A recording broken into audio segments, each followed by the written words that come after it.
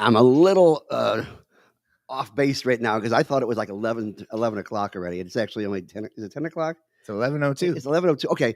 So we did fall back this last week, right? Do you know where you are? Wait. Yes, I do. You know where I am? Sailors? Okay. It's Sunday, and not just any Sunday, guys. It is the Sunday before the general election. Now, if you're one of those counties that does not have early voting today because somebody screwed up, you can't get any souls to the polls. So we have to make certain that everybody is ready for Tuesday. And there's a lot to discuss. And we're going to do it all right here on the rotation. Let's jump in.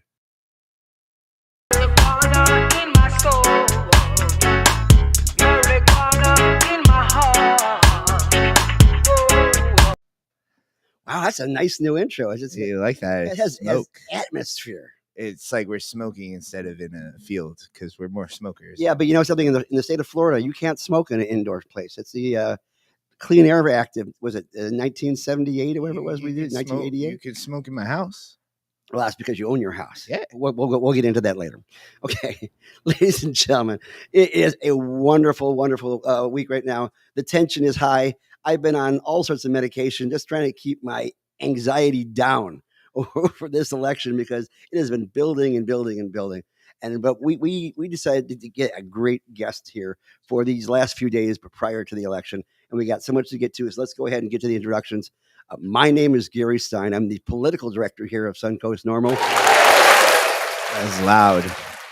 And the master of public health, which I think makes me more qualified to be the head of the Department of Health, both country-wise as far as RFK Jr. is concerned. And, well, with all due respect to Dr. Latipo, I think he needs to go. But we're going to get into that in a moment as well. And to my right, possibly your left, is our Deputy Director, Master of Business Administration, Carlos Angel Ermida. Thank you, everybody. Thank you.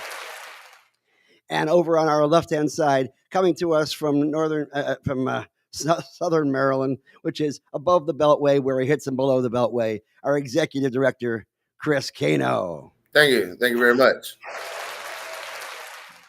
And down below in the secret square, we have the senator from South Florida who has been the lion of the Senate for several years now and doing so much, including trying to get the governor to be accountable. Senator Jason Pizzo. Hey, guys. Oh, sure. Now, you just sued the state of Florida, but it's not the first time. No, second time. Second time. Last time it had to be about, was it Nantucket? No, it was Martha's Vineyard. Martha's Vineyard. Yeah. Because apparently Senator DeSantis had an immigration plan that involved taking unsuspecting people in Texas and dropping them off in Cape Cod for no real reason that we could tell. Martha's Vineyard. Martha's Vineyard, right. Yes. I keep saying, I got Kennedy stuck in my head. I almost said Hyannisport. But how did that turn out? So we filed suit, and it was over really just an academic constitutional issue. You can't create legislation on a budget, which they attempted to do. So as you know, we spent millions of taxpayer dollars on a political stunt flying to Martha's Vineyard. We sued, and I'm sitting in court up in Tallahassee while they're across the street under a special session for a different subject matter, and went ahead and drafted and published a repeal of that law, a repeal of that program and that law, and then just basically just redrafted a new one, changing agency and dollar amounts and all that stuff. So we're sitting in court, and the judge is like, "Well, I guess this is moot now, huh?" Yeah, I go, "Yeah, Judge. You know, they're across the street, just repealing it and changing it." So that one was dismissed because it was then mute. And then a couple weeks ago, here we go again using taxpayer dollars when everybody's insurance has skyrocketed and assessments and fees on multifamily properties and auto insurance and all of these issues, and we're spending tens of millions of our taxpayer dollars, my constituent dollars, on political messaging. It's crazy. Now, I sat down with folks like Jason Drozer and those folks trying to understand the budget process in Tallahassee. And it was always my understanding that the legislature sets up silos for funds to go into, and those funds in those silos are not supposed to be given to anybody else except for the purpose for which those silos were set up. Like, for instance, all the money that we got from tobacco settlements back in the 1990s was supposed to go strictly towards tobacco-related issues and things of that sort, and yet the money is constantly being taken out of that. They're put into a trust fund and then diverted. How does this happen? It happens because just lack of political will, and voters even that may be policy or partisan aligned with their representatives just haven't pushed back enough. So I'll give you an example. The Sadowski Fund, that's 32 years ago, 1992. Overwhelmingly, the voters voted to go ahead and send some doc stamp fees that the state collects on real estate transfers and put it into a fund for affordable housing. That money, hundreds of millions of dollars a year, was rated every year. $4 a year, my condo owners in my district, they pay towards the Department of Business and Professional Regulation, and God knows where that money goes because it wasn't going to assist condo owners. So they like to dip their hands. Most recently, I think the opioid settlement money has been, I would say, misappropriated. Here's the deal. You may see hundreds of bills hit the news during a legislative session. A couple thousand are filed every year. Close to 200 maybe get actually passed and signed into law and survive a veto. But the only constitutional requirement a Florida state legislator has in the state and in the House and in the Senate, the only requirement we have is to pass a budget. And that budget is supposed to be vetted, deliberate, through committees, through reviews, through meetings. It's supposed to be a very, very deliberate process where we're watching the taxpayer dollars. So, I'm not a hyper partisan, polarized, inciting kind of person, but for the party that says they're so fiscally conservative, we just have slush funds of millions that go to not just to the ads and messaging, but to litigation expenses. I mean, this governor and the cabinet have spent tens and tens of millions of dollars having to hire lawyers to defend, really untenable situations. Now, your background is in law, so I would assume that most of the bills are vetted beforehand so that they won't go into litigation as soon as they're passed and avoided veto. Like, for instance, last session, the number one cause Salib for HB1 was this bill to prevent kids from having access to the internet, and that's already being litigated right now as being a First Amendment thing. Correct? It is, and I think I actually hate politics. This is just a really good position to be in, to go ahead and Me affect some too. change and try to remedy and bring some redress to some issues and some innovation too. But we are now past the tipping point where some of my colleagues walk eyes wide open into knowing what they're passing is not legally sound. And that is really strange to me because my prior profession as an attorney was not pushing paper, not a civil attorney. I was a prosecutor, handling the most violent crime, handling shootings and homicides of children.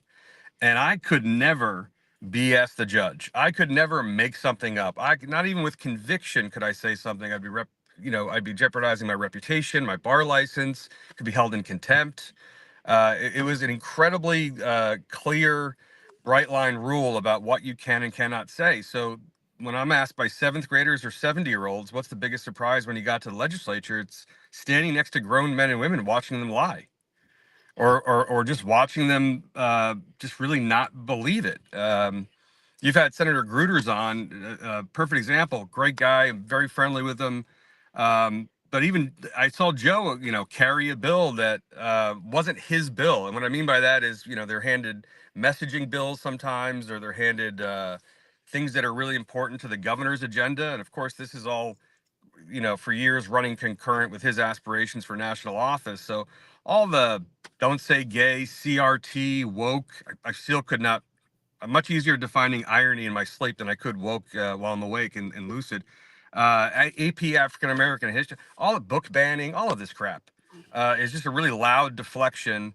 It's like a Doyle rules kind of moment for these guys, knowing full well that they're legally infirm. So I'll give you a perfect example. Ray Rodriguez, super nice guy, was in the Senate. He's now chancellor in education, but he passed a bill as it relates to like PAC money, and I voted against it. I just found it to be uh, just didn't. The easiest way to say it just didn't make legal sense. So sure enough, it's challenged by a Trump-appointed judge. Goes ahead and basically says it's infirm and remands it back. So we're back on the floor a session later, and I just asked a simple question. I said, "What did the ruling say on the last bill we passed last year on the similar subject?" Uh, didn't know. Was there any dicta, which is like, sometimes the court will give you little hints, like, if I can't rule on this, but if someone were to do this, this might make it different. No. So what evidence do you have that what you're asking us to vote on and pass today is going to pass the legal smell test yet again? Nothing. So it's really just to message, knowing we're gonna lose in a challenge, and I think that's incredibly disingenuous, academically, and dishonest. And I mentioned Joe because Joe has had awesome bills on a lot of important issues, nonpartisan issues over the years. And then I remember it was my first session. It was SB 168, and it was a bill for like e-verify and for deportation and immigration, all that stuff. And you learn in fifth grade it's the exclusive purview of the federal government. And then we had like 40 amendments to change it. They were all struck down. But as a former prosecutor, I put an amendment that the victims of attempted murder, violent crimes, robbery, domestic violence, they shouldn't be afraid to come forward and bring closure to the justice system. So they should be accepted as well as critical witnesses. That one passed.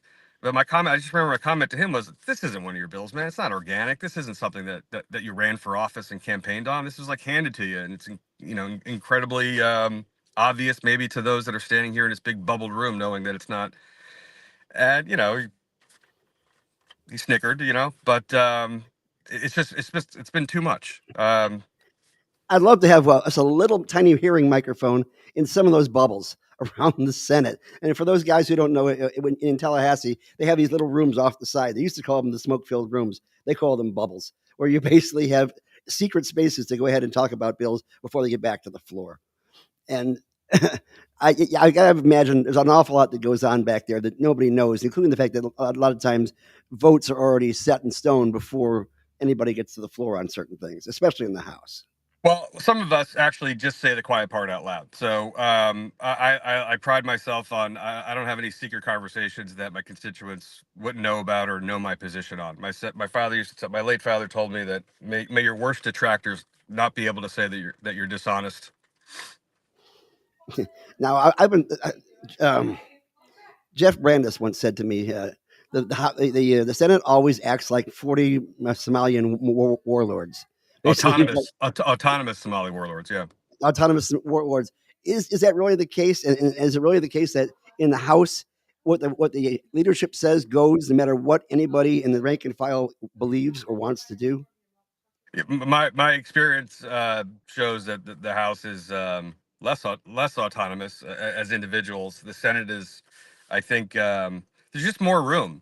I mean, it's like business class seats versus coach. We it's the same size room, but there's fewer of us. We have more to talk about. The House is limited on the number of bills. It's like get in line, step in line. But I have seen a slow, rather steady progression for my first year until this past session, where we're not a distinct and separate autonomous branch of government. We got conflated into the executive and at the whims and wishes of the governor. Now, when we first did the medical cannabis bill, we had put aside a certain amount of money. It was going to go towards education.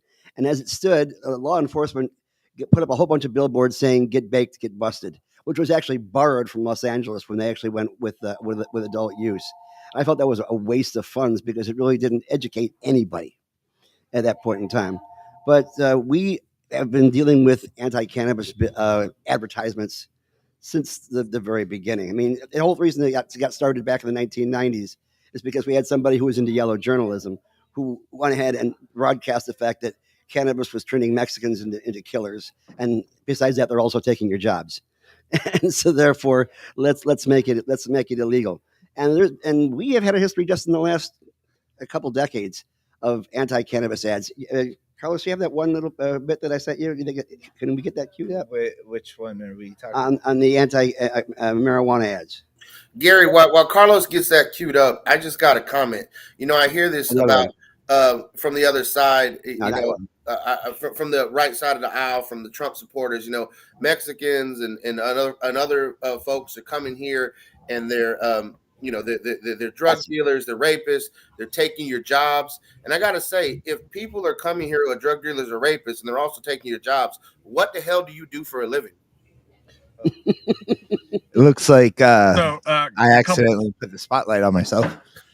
So a couple of things on that. Senator David Simmons on that same bill was talking about a crisis. My first year, it's a crisis with crime. It's a crisis with taking our jobs and all that stuff. And I reminded him it's a crisis that built his house, that cuts his lawn, and serves his food at a restaurant. 40 to 60% on any given day of some far-right Republicans in the state who own farms and nurseries have migrant workers. And I'm the father of two identical twin 18-year-old boys. They're healthy, they're smart, they're sharp, but they didn't lose out on a job that they wanted to somebody else at lower pay. So I don't know what I'm allowed to say here in the four corners of this platform, but that's just a bunch of bullshit.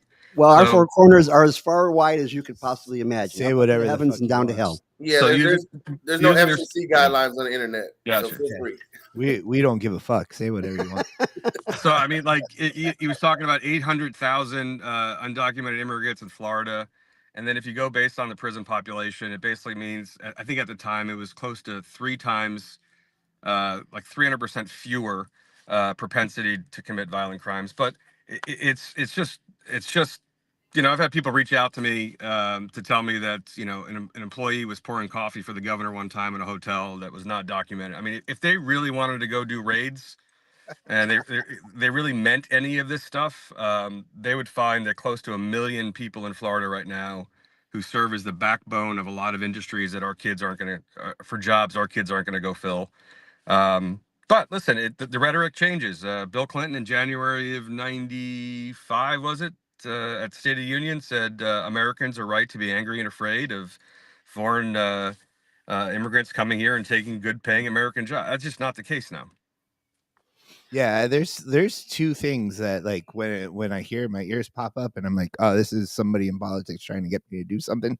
Sure. I've been getting in there. Just my general practitioner is from the Dominican Republic. I wonder whose job he took. There's the immigrants argument and we have to protect the kids argument. Those two like perks my ears up, and it's like, this is a bunch of bullshit.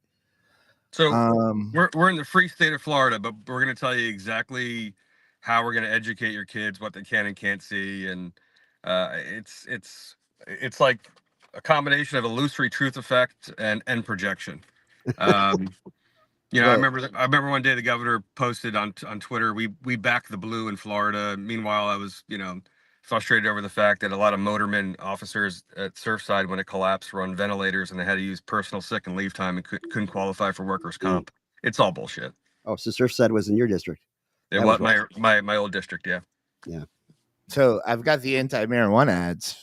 Speaking of yellow journalism here.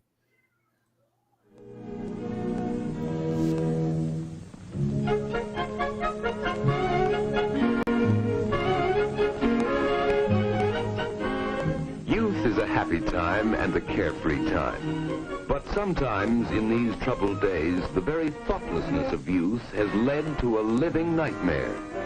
Addiction to drugs, too often acquired with tragic carelessness, may take control of a life. Hey, young America, we need to talk about something called grass. Not that grass. I'm talking about marijuana. It's stimulating, mind-expanding, safer to use than alcohol, and as much a part of growing up as smoking corn silk behind the back fence. Such are the myths concerning marijuana. Hey, Joey, I got some stuff you just gotta try. What is it? Pot. You know, marijuana. Wanna get high? Wanna hit? Come on, smoke it. No, I'm good. No way, man. That stuff's for losers. I'm not chicken. You're a turkey. He's right. Drug dealers are dorks. Don't even talk to them. Oh, the Ninja Turtles. You're not the same when you smoke. Ah. And I miss my friend. I'll be outside. It's like, I'm so high the dog's talking to me.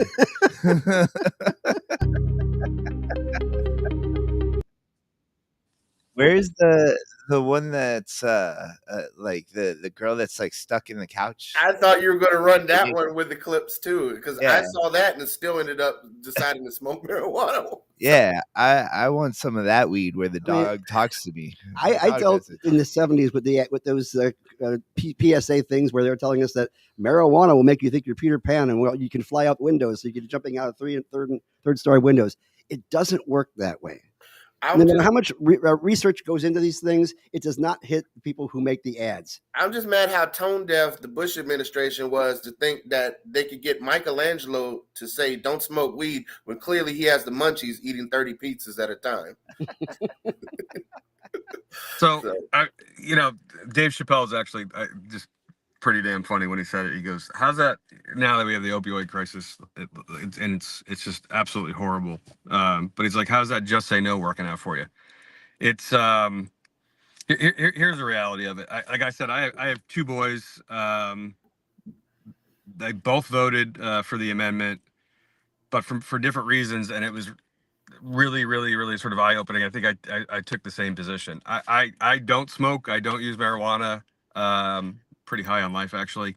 But here's a distinct difference. Although you arrive at the same conclusion, I think. One voted to legalize it, but one voted to decriminalize it. And so I will tell you that if I ask 10 random people in Florida if you want to legalize it, it's 6 out of 10. Hopefully it's 6 out of 10 or more or whatever, or some people are like, I don't know, it depends and all that stuff. But if I ask the same 10 people, the first question is, don't you think we should decriminalize marijuana possession? It's overwhelmingly yes.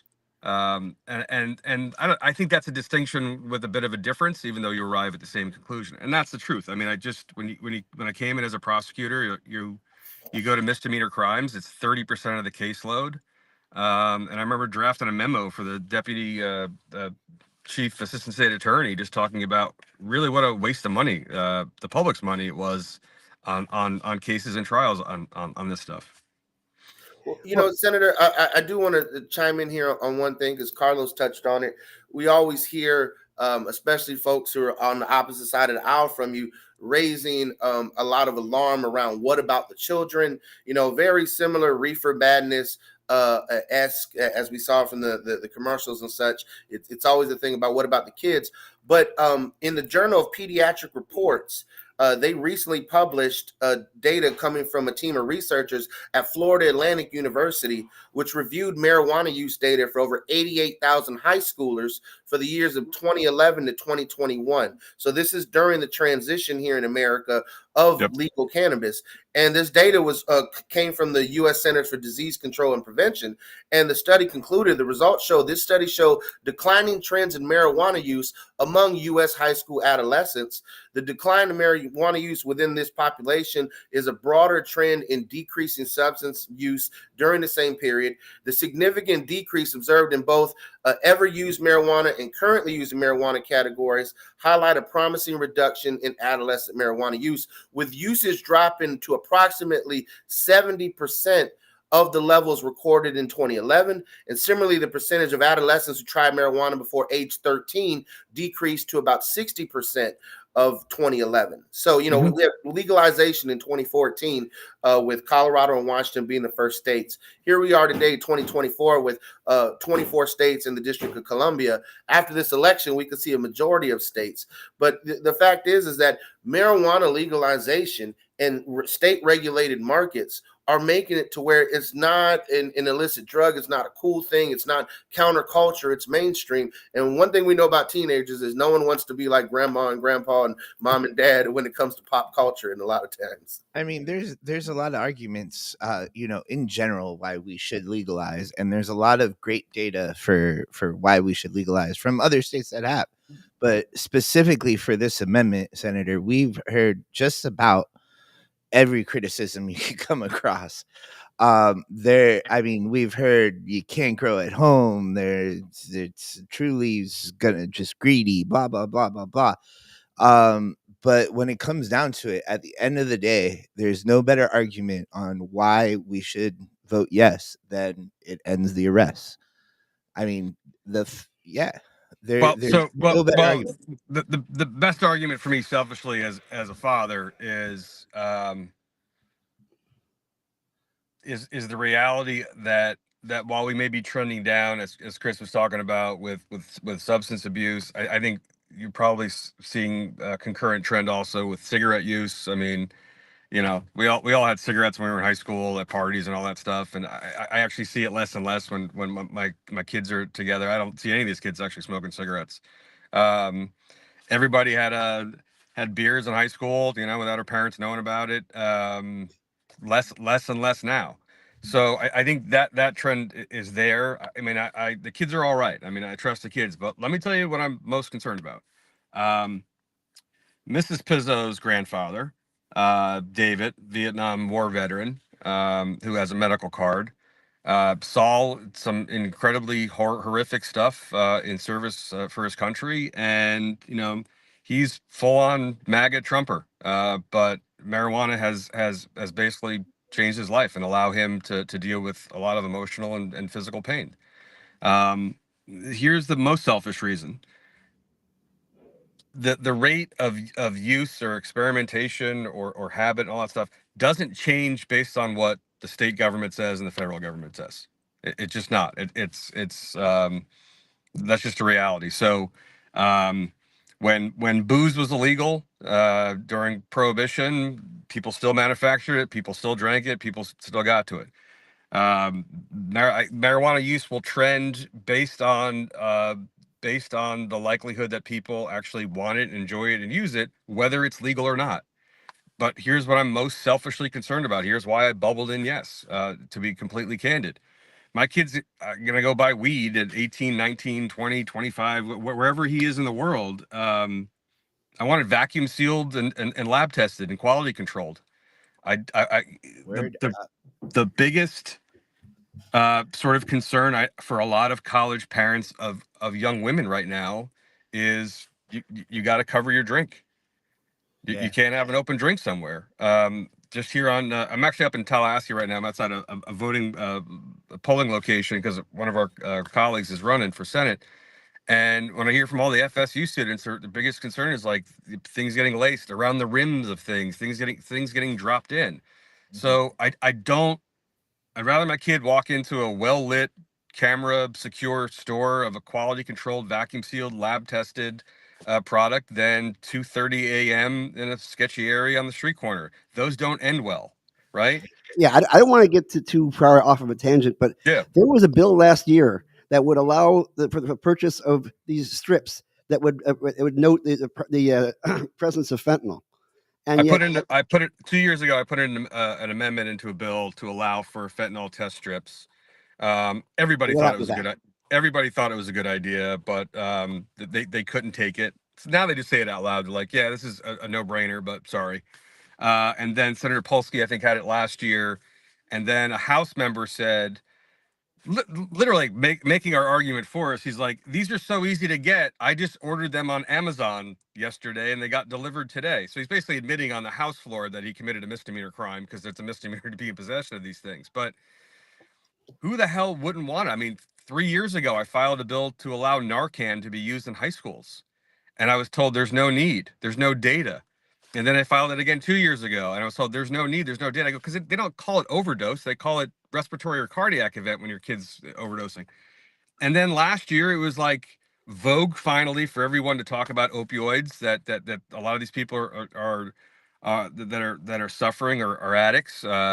And more leaning towards sort of victimization with how severe some of this stuff is. The First Lady of Florida got on board. We had an opioid task force bill. Very quietly, I slipped in the Narcan allowance. And then this past session, it's like, let's expand it through colleges and let's have Narcan Day. You know, it's a big shift. If you have pride of authorship, it can hold up a lot of stuff. But yeah, the test strip was sort of a no-brainer. Yeah. I mean, you deserve all the credit in the world, Senator, for having the common sense, which isn't so common in politics, especially Florida politics. I mean, no different than colleges give out free condoms at their clinics. There should be, free testing strips to make sure you're not ingesting fentanyl. I mean, it's just mind-boggling to think that for whatever reason, something has to be, like you said, vogue for colleagues who are in the majority to want to take issue with it. Yeah, Chris, listen, I didn't gauge my interest in sexual activity with girls growing up based on the availability of distribution of condoms in a public bathroom. Okay? Yeah. That didn't curb the So was I the only one? yeah. Probably, Gary, probably.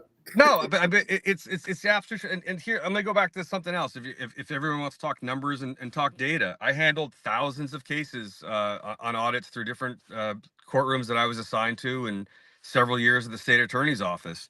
And I have presided, investigated, and prosecuted a number of people for DUI, people that were killed, people that died. My grandmother was killed by a drunk driver in Port St. Lucie when I was a teenager. I never had a DUI case where from someone smoking marijuana killed somebody. Cannabis it increases the id instead of the ego, and that means that basically you start overthinking everything, and that is why a lot of times you have guys who are stopped. I've had people waiting for it to turn green. Yeah, I've had people drive 30 in a 55, but no, but I'm being serious. And then I started to really look at it. And listen, I'm endorsed by law enforcement. I am pro law enforcement. I don't have a single constituent who wants fewer cops on the street. I do ride-alongs. I love those guys and gals. And man, they risk their life every single day. But from an economic perspective, when I had a misdemeanor case of some 19-year-old who was arrested for smoking a blunt, and there was like this much left, there was one detective who was the eyeball. There was one that was recovery to go get the blunt. There was one that was transport to the jail. There was one that was also another detective transport to the lab, take down officers, the whole thing. And all of a sudden you get 5, 6 detectives, and it's 3 hours minimum overtime at court when they show up for trial day. And that money's not, coming from the police department. It's coming from the court system and taxpayers. And it worked out to, like, when you add up the amount of time the judge is there on the bench, their salary, the clerk, the court reporter, the prosecutor, maybe it's a public defender, whatever. If we're certifying jail or something, and then everyone involved, it's like $10,000-$12,000 a case for $568 in court costs. It's not curbing behavior. It's not curbing conduct. It's taken away. So the best argument that someone ever made to be a senior trial counsel as a prosecutor when I raised the issue, I'll never forget, David, we'll give you his last name. But I was like, let me ask you a question. 35% of our caseload are just marijuana. He goes, it's the best way to learn how to admit evidence for more serious cases later on. Wow, interesting. Now you're talking about first responders.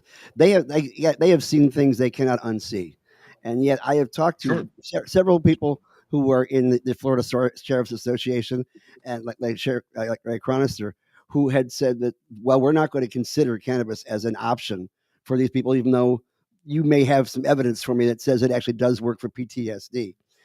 And yet I've been trying to get in an amendment just to do a study for the state of Florida to verify the fact that first responders, if they're not on duty or not on call, if they're using that to maintain their issues in regards to PTSD, they become better officers. So it gets me really entangled when I see law enforcement actually misinforming the public when it comes to issues in regards to, like, for instance, Amendment 3 here.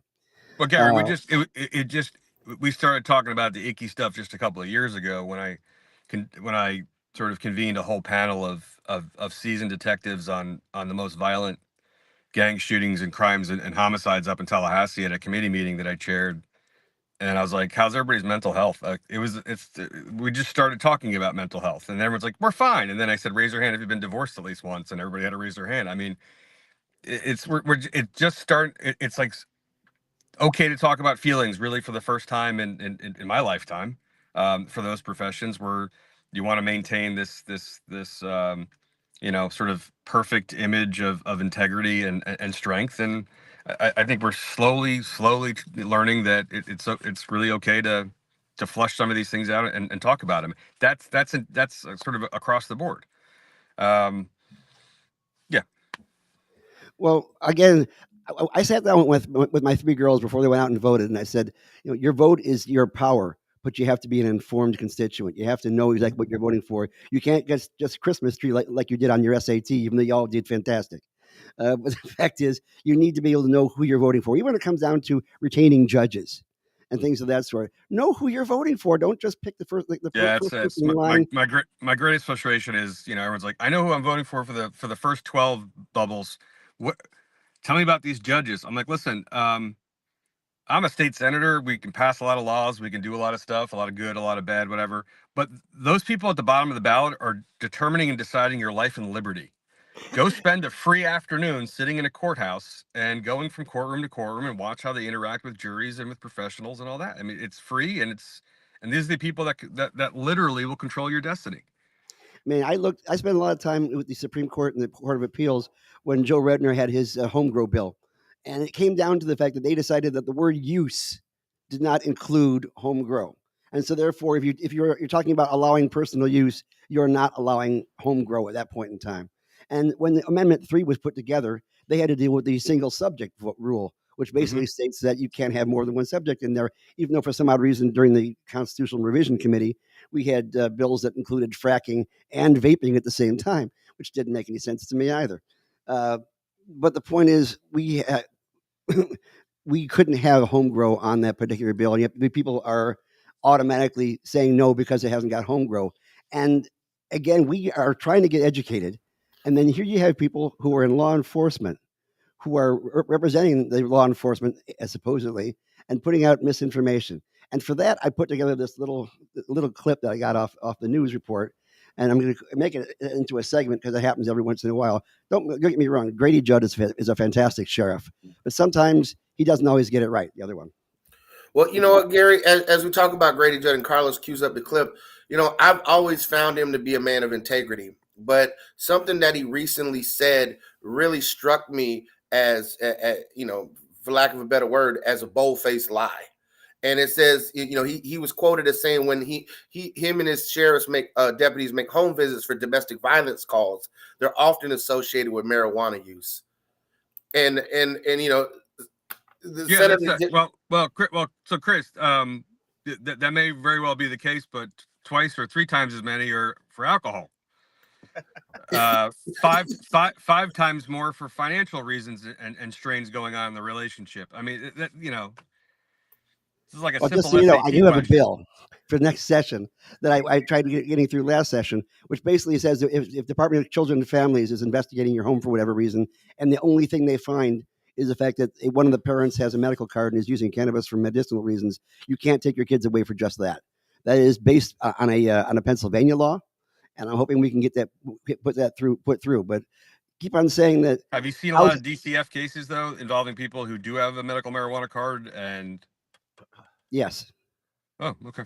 Well, I'm glad before we go to the clip, this is something that we have issue with is, even though this has been the law of the land in Florida for 7 years, people who are medical marijuana patients still face discrimination by not having worker protections in the state of Florida, by the fact that urinalysis is still relied upon in the workplace in Florida as an indicator of impairment. When the fact is you could have smoked 3 weeks ago and still show up in a urinalysis test. We're using unscientific methods in a world where prohibition doesn't exist anymore, where we have this mixed world of it's semi-legal in some cases or quasi-legal. And so we have to address these issues. People are still being kicked off organ transplant lists. They're being dropped off of pain management plans with their pain management doctors. There are tons of instances where we have seen over the past 7 years, there are inflection points of discrimination for being a law-abiding medical marijuana patient.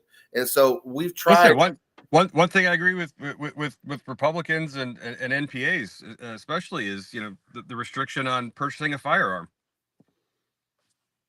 And so we have several bills that we've tried to put forward in the past 5 years to address those. Last year was the first bill we filed around the firearms issue. And I know there's still pending court case, in Florida around it. And it's been ruled upon in other districts around the country where you shouldn't be discriminated against for that. Like the Second Amendment is that right shall not be infringed. It's not that right can be infringed if you decide you want to smoke pot. Or if you're woke. So, well, Gary, you got the clip queued up. Yeah. Carlos, go ahead and run it. We will begin with comments from Polk County Sheriff Grady Judd during an interview with Stacy DeSilva. Now, the sheriff is against Amendment 3. Voting against Amendment 3, and I'm educating the community. I work for them. How they vote is their business. But here's what I know. It's a trick. You've watched the video clips, you've seen the advertisements. They talk about how regulated marijuana is better. Listen, when has government ever been able to regulate anything, test anything, tax anything, and sell it to you cheaper than private enterprise? Especially private enterprise that's not going to pay taxes, is not going to check on regulation or comply with anything at all. It's going to be an opportunity for the black market drug dealers to get rich and sell a lot of dope. The amendment, by the way, even if you're for it, restricts you specifically against growing marijuana at home. So you buy marijuana legally, but you grow a plant at home, it's illegal. These folks are going to make billions of dollars, and they rigged the amendment. In addition to that, they tell you more money for police, more money for education. There's not one word about funding education or police in that amendment. And then they say, oh, this is going to take work off the police so they can deal with the real criminals. Wrong again. It's not going to lessen our burden. In fact, when you consider the nuances, there's going to be more ways to violate marijuana laws than there are now, because there's going to be loopholes to this marijuana law. For example, you go out and you buy marijuana legally, but you bring it home and then sell it to your friend. That's against the law. So don't be fooled. This is an amendment written by a few corporations to make billions of dollars, specifically telling you you can't grow your own marijuana at home. It's a trick. I've been around law enforcement and the downside of illegal use of drug my entire life. California has a higher crime rate. Colorado has a higher crime rate. New York has a higher crime rate. They all have legalized marijuana. At a time when drug addiction's at an all-time high, suicides are at an all-time high, mental illness is at an all-time high, is now the time to vote for another mind-altering drug. That's your decision. And Steve, I know you have a lot to say. A lot to unpack there. About the sheriff, but I want to first start with a defamation. Yeah, I hate Grady Judd.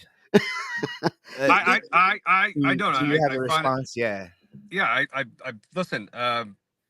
It's nice to have an avuncular. He's a sort of an avuncular character, I guess, in law enforcement. I'm used to the law enforcement men and women that I hung out with it was middle of the night going after people that used to shoot and kill kids and just terrorize communities. So here's the thing. Those are unilateral statements. They're all completely disjointed. You saw the commentator afterwards saying that's a lot to unpack. So many of these statements, the governor is famous for this. I've said this for a while, especially when he was about to set out to go run for president. These are carefully packaged, pre-planned statements. There's no debate. There's no fact checking. There's no qualification or quantifying any of these numbers or statements. It's anemic on data and numbers. You'll notice these things are all pleasantries and platitudes and pandering. There's no actual data. So, We see a high rate of people with marijuana use that are also involved in these crimes if you're working backwards. Well, it's twice as much for alcohol. It's the people who are popping pills and taking all these things, the hypocrisy of Republican men and women who like to have a gummy at nighttime to take the edge off and go to sleep. It's such bullshit. It's just absolute bullshit. And the fact of the matter is, it's millions and millions and millions of dollars for law enforcement in the court system as it relates to marijuana. Okay, that's the reality of it. That is not one of the if you hang out with we end this and you go find your nearest officer on the street and ask him the top 5 contributing factors to violent crime, to blight in neighborhoods, to the lack of viability in a particular section geographically, it's not marijuana. Senator, I've got a question for you. Yeah. So we know that Grady Judd is no on 3. We know that Ron DeSantis is no on 3. But this isn't. This is really being held as a bipartisan issue. I mean, the Of course it's bipartisan. Hey, Carlos, listen. My Republican colleagues in the Senate took about $300,000 or more from marijuana companies. We did it. Well, and they should give it back. Then you have Mr. MAGA Donald Trump going on and saying that this is that he's going to vote yes on 3. So I mean, there.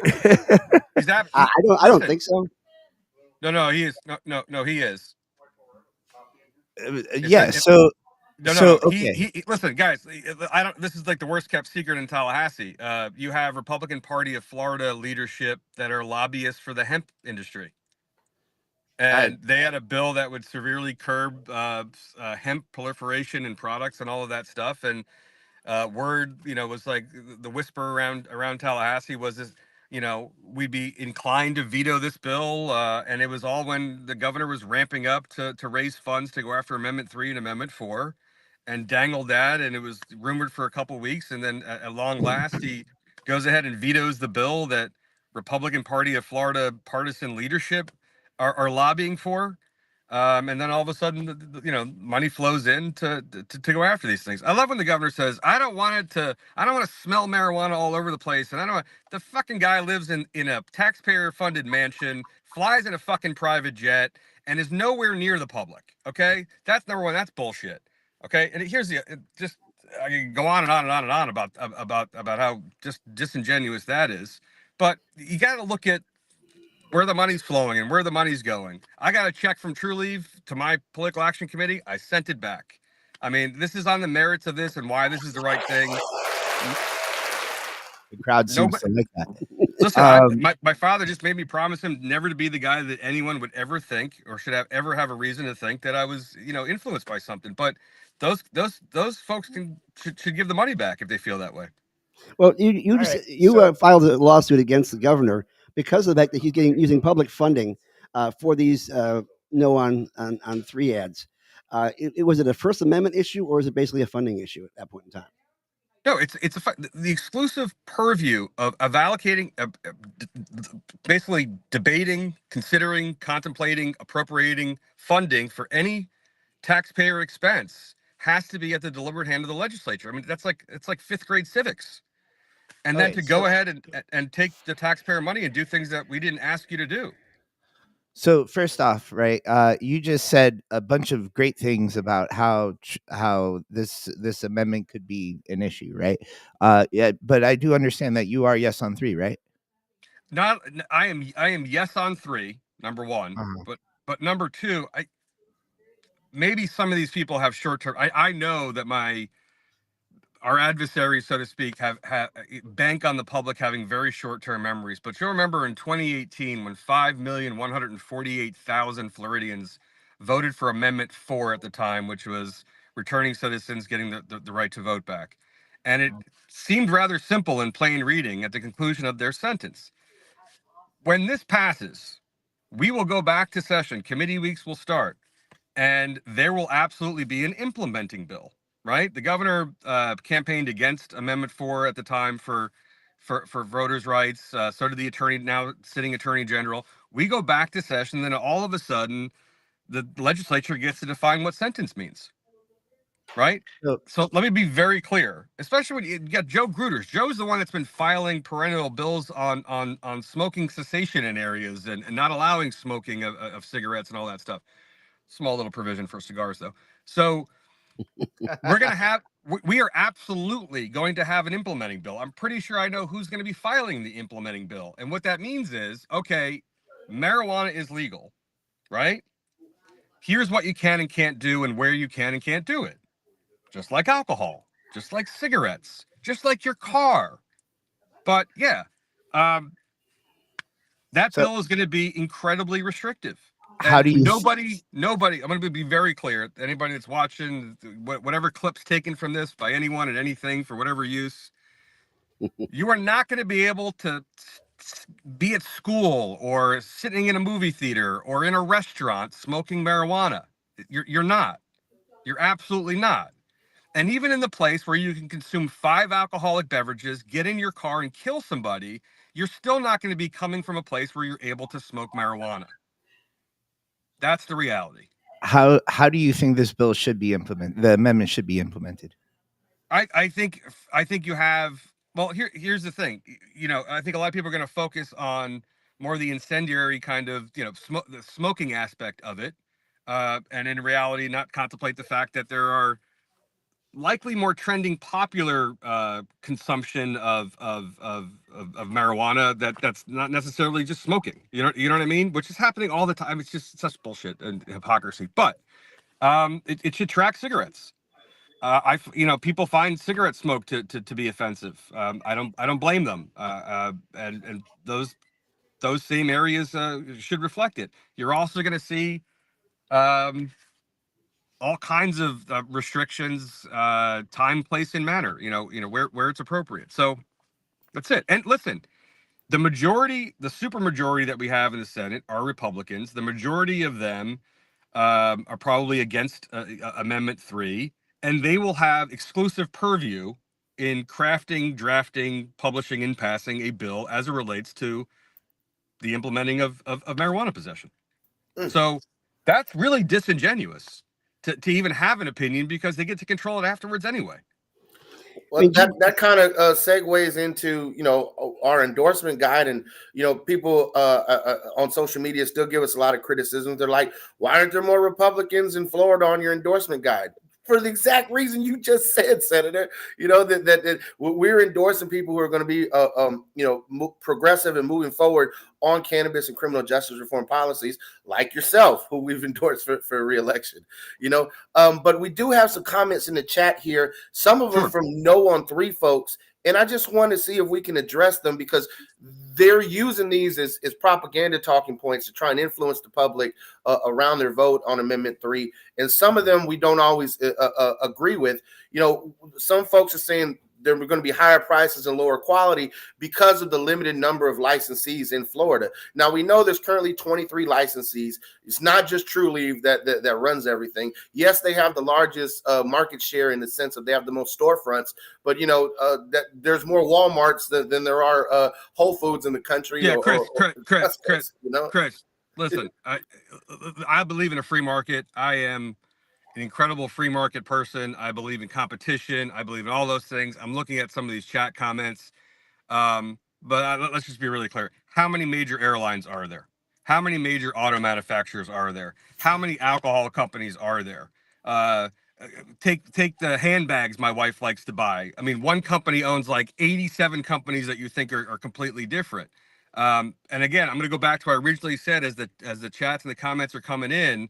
I don't want my kid buying something at 2:30 in the morning off the street, but my first year in the legislature, I didn't advertise this, but there were bills as it relates to capping THC levels on stuff. And the FDLE and I had a meeting, and they were very candid and very honest, and just asked for our assistance, because they're like, "Senator, we actually can't lab test for THC levels. You guys are asking for us but private labs could." Even my Republican colleagues have to admit that some of the now permissible, allowable products, whatever, even on the hemp side, are resulting in dangerous toxicity in some products that are sold or have been sold, and those are issues. So's recalled meat, okay? And so, I mean, like, if you can have something as in a sterile, clinically quality controlled lab as possible, the state's going to go ahead and do all kinds of random and routine sampling and all of those things and require these companies to pay for it. That's just reality. My mom told me there's never a good reason to go to the ATM after 11 o'clock at night. Okay. Like it's for bail or drugs or something. And she never wanted to see any transaction after 11 o'clock. I would like in the daylight hours for people to be able to make quality, informed decisions about what they can and cannot do, to actually have the freedom that we boast and bullshit about, to Floridians, and go ahead and make their own decision, make their own choices, bring it back into their home and make their own choices. I can sit at home and drink an entire bottle of something and nobody can tell me otherwise. And then I'm just hoping that people don't actually get in control of a vehicle or make decisions, at that point, or sign any documents. But it's really no different. And anyone who talks about how many companies there are, how few companies there are, just look at any other industry, the car they're driving, the shirt they're wearing, the channel they're watching. I mean, it is what it is. Well, I mean, the whole concept of an implementation bill usually has to do with how it affects its constituents. But in this particular instance, it could also affect the private industry as well. You could easily put in bills that would cap the number of new dispensaries that actually have recreational, or say that there cannot be a recreational and medical at the same place. So truly may have to split their entire empire into two. One with recreational and the other one. It's I'm not saying, listen, it's one of those things where you want a higher threshold as a barrier to entry. And here's what I mean by that. If you in one side of you, one part of you says this is incredibly dangerous, it's an incredibly dangerous outcome and the results that can happen, then you want qualified companies and outfits that are well-funded, well-resourced, and able to comply with whatever. There are only going to be increased restrictions and standards that are placed in. Listen, it's only $15 million to open an insurance company in Florida. How's that been going for us, right? With some of these insurance companies, you probably want a higher threshold on barrier. I don't want. I'm not crazy about when an airline calls itself discount. You know what I mean? Because it means maybe they're discounting cut rating on mechanics and service. I don't want half price fish. I really don't. Okay, I really don't. And if you on the one hand you're saying that this is critically important, that there's quality control and all of this stuff, well the same applies to alcohol. The same applies to motor vehicles. The same applies to airplanes and boats and in all of these tests. Well, do you agree with Senator Grady Judd where he says the government can't tax anything or regulate anything properly? I'm sorry, say again? Would you agree with what Grady Judd had said, which is that our legislature can't regulate or tax anything properly?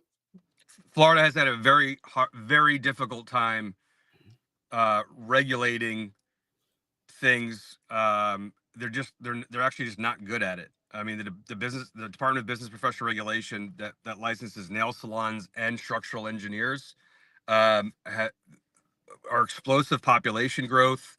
We're capped at 26 agencies. We have a lot of bloat, and I got to tell you something. Our eye's not been on the ball. So I came down here to Florida, and I went to the DMV to get my driver's license. And I'm like, hey, where do I put the boating endorsement? Because I went through a state police course in New Jersey. They're like, there's no boating license here. I'm like, okay, where do I go to get my car inspected? There's no car inspections here. So we are incredibly lax on regulation of a lot of things. And this is just pissing people off because when you draw the Venn diagram of governor gets millions of dollars from big donors because he needs a job when his term's over here, who don't like this amendment, so they'll give money and then we'll do it collectively to go after a couple amendments, and I'll make these people happy, and then I'll use all these messages, and it's a circle jerk of disingenuous bullshit.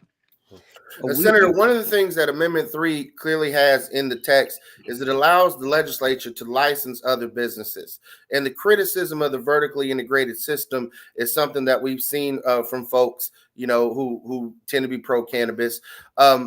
Should the existing hemp businesses essentially have first shot at becoming, retail sales since they're already licensed by the state? Or how do you see the additional licenses playing out? How do you see vertical integration? Is it something you think Florida is going to keep, or is the market going to open up for more folks to get into the cannabis market? I would hope that we would include all stakeholders that may be adversaries or advocates today, and for economic finance purposes become advocates late Tuesday night after the vote is in. What I mean by that is our entire executive branch is basically run by people who I think read some books on economic theory but don't understand finance. They're not the governor's never signed the front of a paycheck except for the ones that cost us $3.6 million as a stunt to send to teachers for $1,000 bonus. He's never made a payroll, doesn't understand business, and I thank him for his prior service to our country. My son's going in the Marine Corps in 2 months, but he's always been on the public dole. So stakeholders need to come together from all sides and figure out what's the best path moving forward. Listen, a lot of the rhetoric and advertisements for advocacy on their side have fallen short on empirical data we have from other states, for a number of reasons. Well, you've got an election you've got to go to, and also you're supporting their senator. I hope it's Debbie Merskell Powell, because she's our endorsed candidate for senator, because we know how Rick Scott kind of screwed up this program over here while he was here. I'm actually in Tallahassee. We got Mr. Darrell Parks, who's running for state senate up here in SD3 in Tallahassee, and yeah, he's great too. And the race is close, and we're going to see it through. Well, yeah, you've been fantastic in the legislature. I hope that one of these days you'll consider moving to the executive branch to possibly clean up that office as well, and you get a nice house for it too. No, actually, I think I'd probably make that like a public visiting center. No one's really been allowed there the whole time he's there. So, thanks, guys. Senator, it was great seeing you. Have a solid election, and if any of your constituents need to reach you, they know how to get to you via. I'm incredibly accessible, and because I'm a grammar cop, I handle all our social media. So just hit me up at Sen Pizzo on any social media platform. All right. Thanks, thank you so much for the interview, Senator. That was great. Yeah, that's awesome interview. And give our best to Darrell Parks. He and Mr. Crump have done such fantastic work in civil rights. We hope it's going to continue in the state of Florida. Yep. Thanks, guys. We'll see you in Tallahassee next session. Thanks, you got some news for us, Kano? Yeah, of course. It's time for the normal news. Word.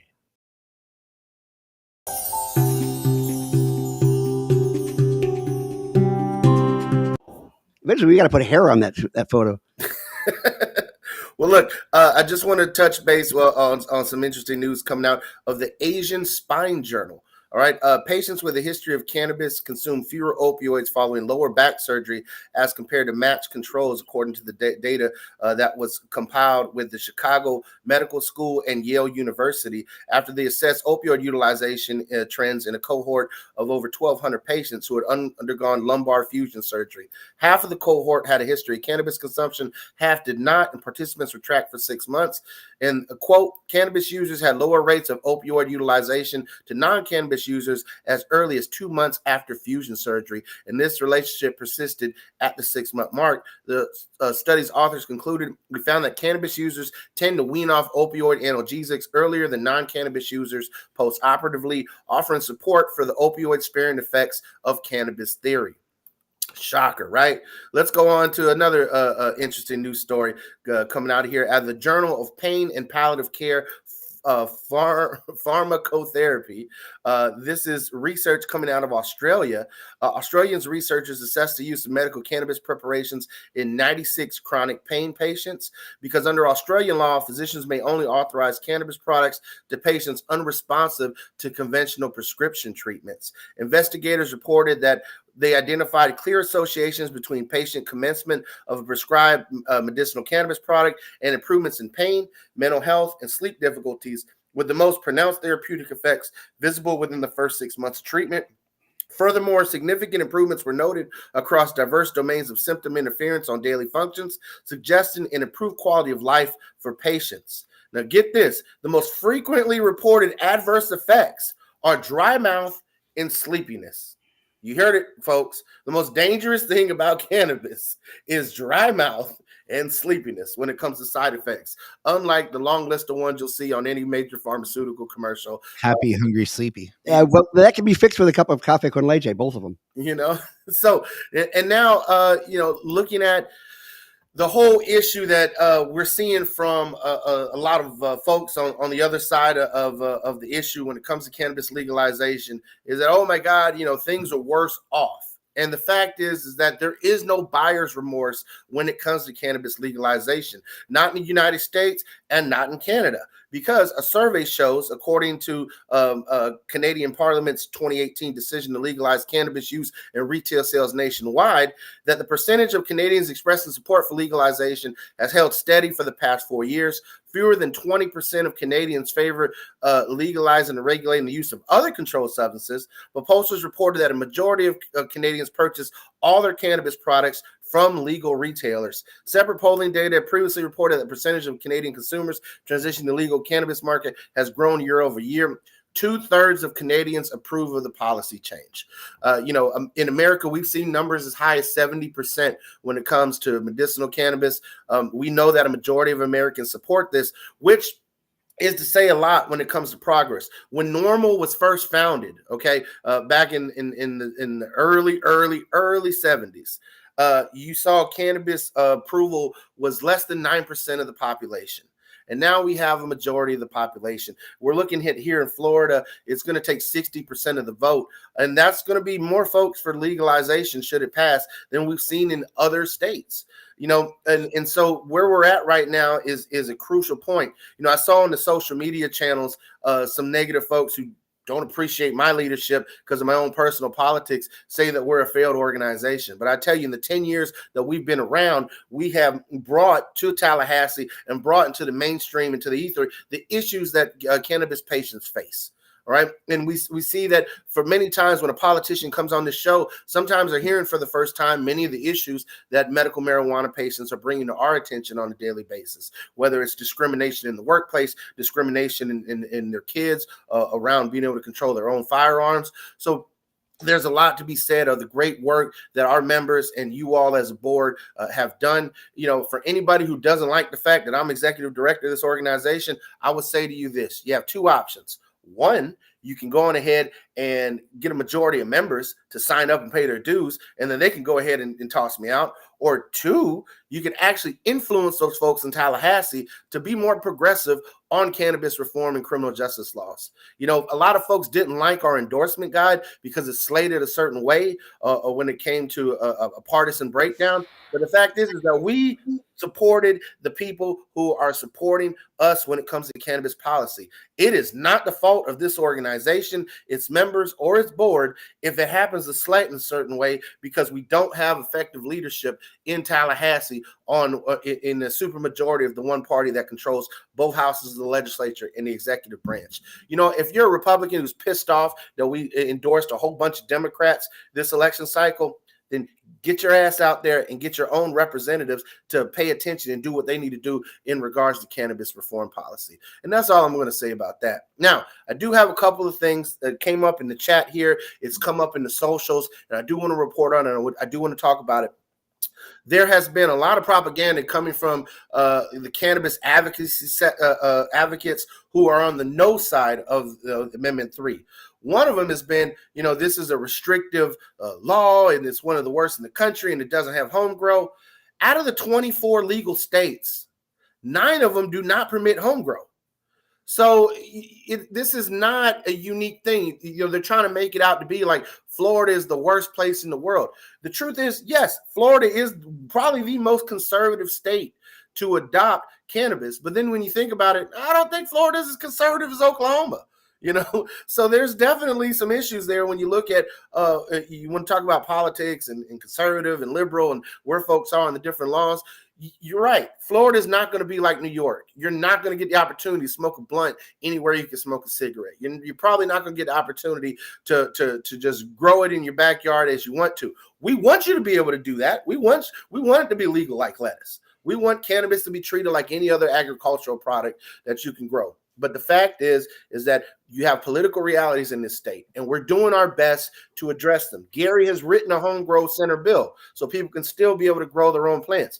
Obviously, it'll probably be at a state-regulated facility because we know that unregulated growth in people's personal homes is just something that is not a political reality here in Florida.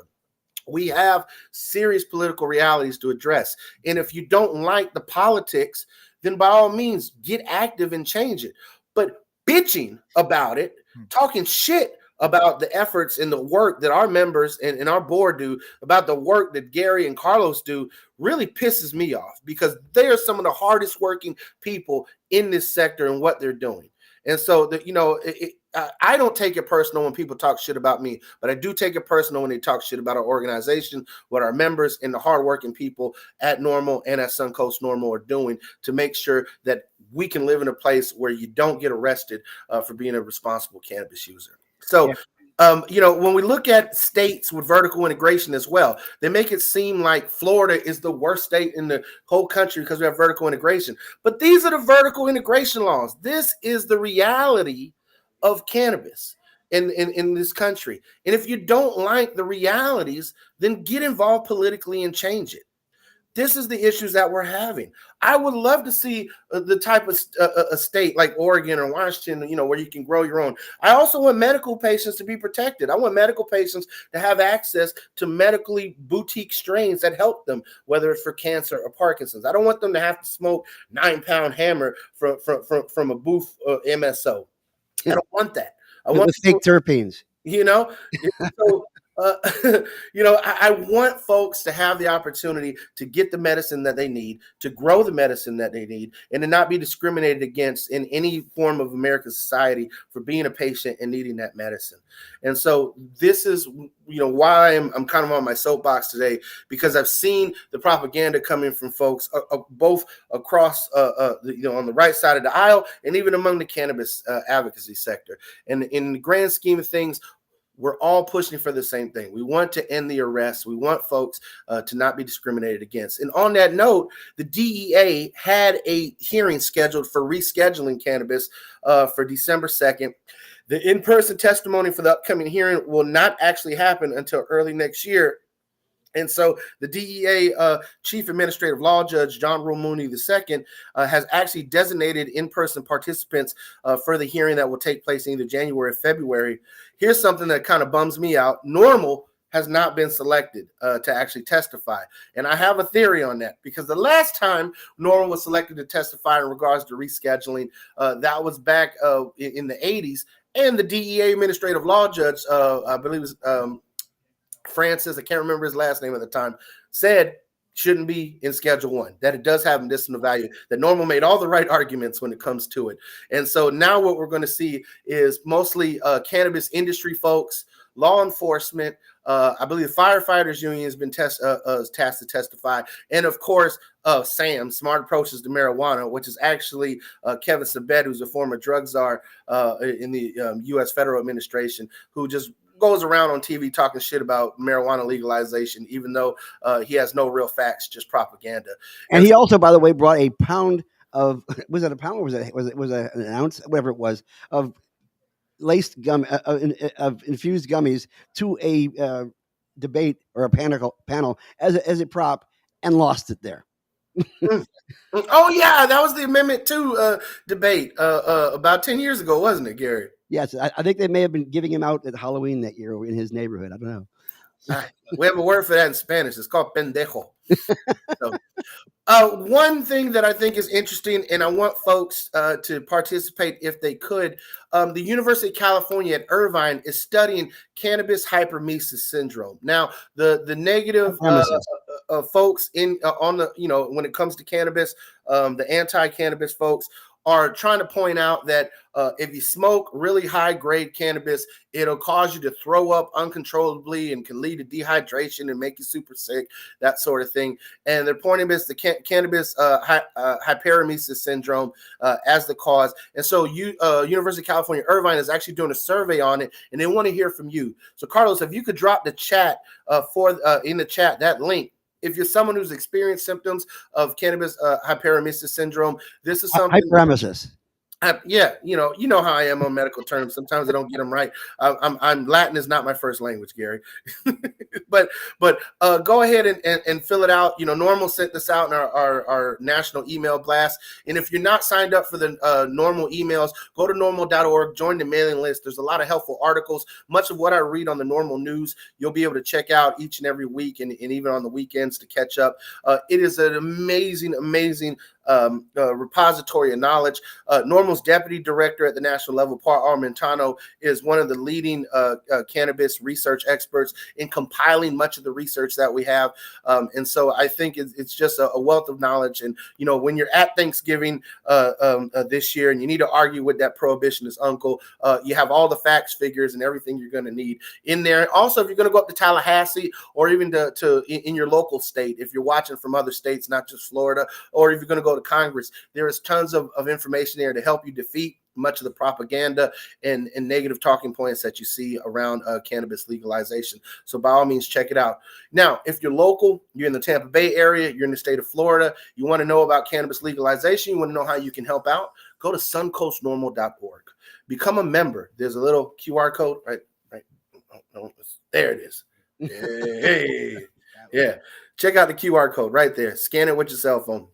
Look, we're a membership-based organization. We're in 501c4 nonprofit. Our goal is the social welfare of our members, of making sure that responsible cannabis users' civil rights are protected. And so we're going to continue to ask folks that if they want to be a part of this historical movement, for 10 years, this organization has been on the ground advocating for patients in the state of Florida to take it off of the politicians who want to steal the spotlight and put it on the sick people who actually need access to this life-saving medicine, who put it on people who are being arrested because they want to be free of the pain and the chronic debilitating illnesses that they suffer from. And so, of course, we need you, the people, to get off the couch. Now, some people don't have as much time to donate, but you do have talent. And so we're always looking for folks, whether it's models to be in our on our flyers for our events, event organizers. Maybe you have a food truck and you want to show up to something, you want to help out. Maybe it's, you want to donate your time as a volunteer.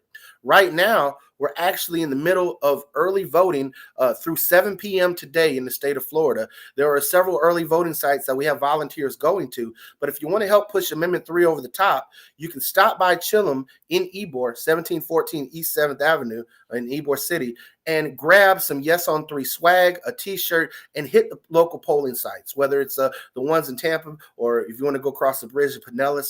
But this is our last opportunity before Tuesday to really gear up and push folks over the top to make sure that Amendment 3 passes, that we live in a world where come Wednesday, November 6th, a majority of states have legal access to cannabis, that we can influence our legislature this coming session to address the shortcomings of the existing system and make sure that we're on the ground level of helping craft what is our adult use system going to look like in this state.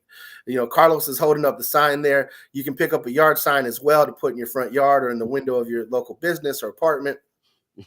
And all in all, team, this is a grassroots-led effort. We're only as good as each and every one of you. If you don't have time, if you can't necessarily donate your talents, your treasure is always welcome. Make a donation, pay your membership dues. Come out to our Halloween fundraiser, November 16th. At the Dignitary Cafe. Carlos is going to flash the flyer up on the screen. The Halloween event had to be pushed out because of the hurricanes, but we're still going to have our costume contest. There's still going to be a Puff Go Peak. That's the old flyer, but the 16th, very clearly, Dignitary Cafe. You're going to love it. It's a great opportunity. Oh, that's the old date. That's what I said. That's the old date on the flyer. Yeah. But November 16th, all proceeds from the event go to legalize cannabis. Free admission. So just come on down. Have a good time. Let's party. Let's have a great time. Let's celebrate, all the reform efforts that folks have been, advocating for, and let's see what we can do to make it happen. Now, on election night, and Carlos, I don't know if you have this flyer. It's the election night watch party. If not, you can pull it off of Facebook and show it up real quick.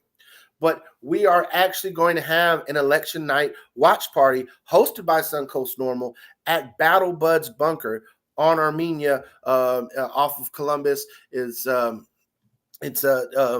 not too far. It's right in West Tampa.